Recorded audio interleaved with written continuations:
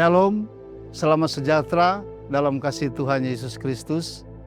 Perkenalkan, nama saya Ferni Rindengan. Saat ini usia saya 52 tahun. Pada kesempatan ini saya ingin menceritakan perjalanan hidup dan perjalanan iman saya bersama Tuhan. Saya percaya bahwa setiap orang memiliki proses hidup masing-masing. Dan Tuhan bekerja melalui setiap proses itu, termasuk dalam kehidupan saya. Saya dilahirkan dari keluarga Kristen yang taat. Ibu saya adalah seorang guru sekolah dasar yang juga mengajar pelajaran agama Kristen. Sedangkan ayah saya seorang petani yang dipercayai menjadi pemimpin kecil di kampung kami. Sejak kecil dididik untuk menghormati orang tua, hidup baik dan takut akan Tuhan. Ketika saya lulus sekolah menengah, saya memiliki kerinduan untuk merantau demi kehidupan yang lebih baik. Dengan harapan bisa membantu keluarga dan memperbaiki masa depan. Saya pergi ke sebuah kota besar. Saat itu saya memiliki dua pilihan tempat tinggal. Tinggal di rumah paman atau di rumah sepupu. Namun ada dorongan dalam hati saya untuk tinggal di rumah sepupu. Dan ternyata keputusan itu menjadi awal perubahan besar dalam hidup saya. Sepupu saya dan keluarganya adalah orang yang sangat disiplin dalam ibadah dan kehidupan rohani. Mereka hidup sederhana, tetapi saya melihat damai sejahtera dalam keluarga mereka. Mereka memiliki keyakinan yang sebelumnya sebenarnya tidak asing bagi saya. Karena beberapa saudara di kampung saya juga memiliki keyakinan yang sama. Tetapi saat itu saya belum benar-benar memahami ajarannya. Suatu hari saya melihat sebuah ruangan penuh buku-buku rohani. Di meja dan rak buku terdapat banyak sekali buku yang membahas kehidupan rohani dan nubuatan Alkitab. Salah satu buku yang menarik perhatian saya adalah sebuah buku tentang pertentangan besar antara kuasa baik dan jahat. Gambar pada sampulnya membuat saya penasaran. Lalu saya mulai membacanya. Sejak membaca buku itu, hati saya mulai terusik. Saya mulai bertanya dalam doa, Tuhan, apakah ini benar? Jika ini jalan-Mu, tuntunlah saya. Jangan biarkan saya jatuh dalam kesalahan. Saya terus berdoa meminta Roh Kudus memimpin hidup saya. Hari demi hari, saya mulai belajar lebih dalam tentang Alkitab. Saya mempelajari kebenaran tentang Sabat, nubuatan kitab Daniel, dan pelajaran-pelajaran Alkitab yang sebelumnya belum pernah saya pahami dengan jelas. Saya juga mulai mengikuti persekutuan ibadah, diskusi Alkitab, dan belajar menghafal ayat-ayat firman Tuhan. Melalui semua proses itu, kerohanian saya mulai bertumbuh. Hati saya semakin yakin bahwa Tuhan sedang memanggil saya lebih dekat kepadanya. Hingga pada suatu saat diadakan kebaktian kebangunan rohani.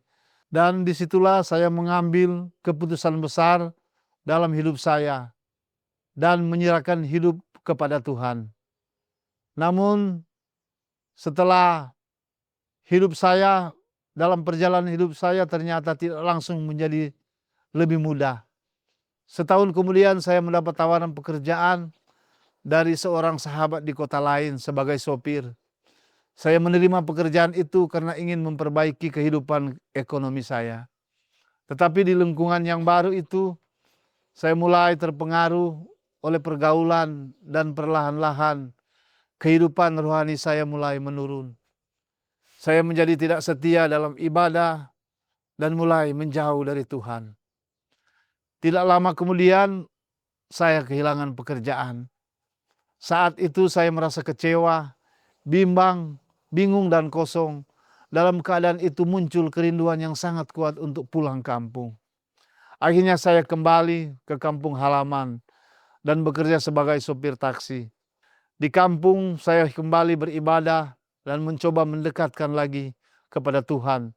Walaupun awalnya orang tua saya kurang menyukai pilihan iman saya, tetapi seiring waktu hubungan kami kembali membaik. Beberapa waktu kemudian, saya menjalin hubungan dengan seorang wanita Kristen yang berbeda dalam denominasi dengan saya dan keluarga saya. Karena hubungan kami sudah serius, saya berharap dapat membangun rumah tangga yang sejalan dalam iman saya. Awalnya pasangan saya bersedia mengikuti keyakinan yang saya jalani. Namun, keadaan berubah karena adanya tekanan dan keinginan orang tua. Karena saya sangat menghormati orang tua, akhirnya saya kembali mengikuti keyakinan keluarga demi menjaga hubungan dan kedamaian keluarga. Kami menikah dan Tuhan mengaruniakan 2 orang anak, seorang perempuan dan seorang laki-laki. Walaupun demikian, di dalam hati saya yang sebenarnya tidak pernah melupakan kebenaran yang pernah saya pelajari. Saya tetap mengingat pelajaran tentang Sabat dan firman Tuhan yang pernah menguatkan hidup saya. Tahun demi tahun berlalu hingga saudara-saudara pada tahun 2016 saya mengalami sakit yang sangat berat. Tangan kiri dan kaki kiri saya terasa kaku dan lemah. Dalam keadaan sakit itu saya benar-benar merasa tidak berdaya. Saat itulah saya tersadar bahwa sudah terlalu lama saya jauh dari Tuhan. Dalam doa saya berkata, Tuhan, saya mau kembali kepadamu. Jika Engkau masih memberikan kesempatan kepada saya ingin kembali. Hari itu menjadi titik balik dalam hidup saya. Saya mencari hamba Tuhan dan menyatakan kerinduan saya untuk kembali kepada Tuhan. Saya merasa Tuhan belum meninggalkan saya. Sejak kembali kepada Tuhan pada tahun 2016, hidup saya mulai dipulihkan sedikit demi sedikit. Saat itu anak perempuan saya sudah SMA dan anak laki-laki saya masih kecil. Perjalanan untuk kembali kepada Tuhan tidak mudah. Saya menghadapi banyak tantangan, bahkan sempat mendapat penolakan dari keluarga sendiri.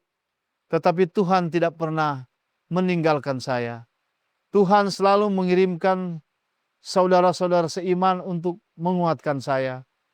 Saya juga memiliki pergumulan besar dalam rumah tangga, terutama bagaimana membawa istri dan anak-anak mengenal kebenaran firman Tuhan. Saya terus belajar bersabar. Saya tidak ingin memaksa, tetapi saya ingin menunjukkan kasih Tuhan melalui sikap dan kehidupan saya.